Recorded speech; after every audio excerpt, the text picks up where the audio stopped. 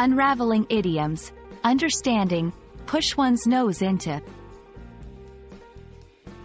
Hello, everyone. Welcome back to our channel, where we dive into the fascinating world of English language learning. Today, we're going to explore an intriguing idiom that often pops up in conversations. Push one's nose into. If you've ever heard someone use this phrase and wondered what it means, you're in the right place. Let's embark on this linguistic journey together and unravel the mystery behind this expression.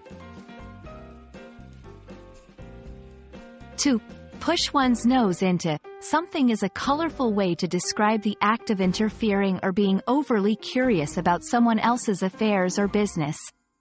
It paints a vivid picture of someone literally pushing their nose where it doesn't belong, suggesting an intrusion into matters that are not their concern.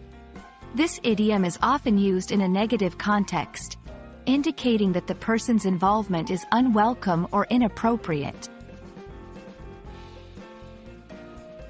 The phrase, push one's nose into, uses the imagery of a nose, a symbol of nosiness or curiosity, to represent someone's prying behavior. While the exact origins of this idiom are unclear, it's believed to have been derived from the natural human tendency to be curious about others' lives. The idiom captures the essence of this inclination in a humorous and slightly critical way, cautioning against the pitfalls of meddling in others' affairs. Understanding how to incorporate push one's nose into your conversations can add a playful yet insightful element to your communication. Here are a few examples. 1. I wish my neighbor wouldn't always push his nose into my business. I value my privacy. 2. She's been pushing her nose into family matters that don't concern her, causing unnecessary drama. 3. It's not wise to push your nose into others' affairs. It might lead to misunderstandings or conflict.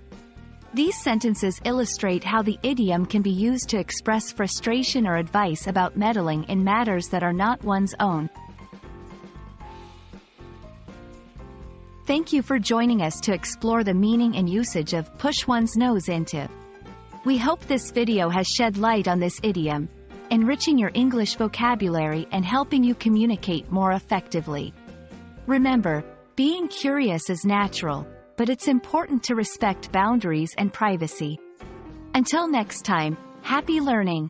And don't forget to like and subscribe for more insightful content.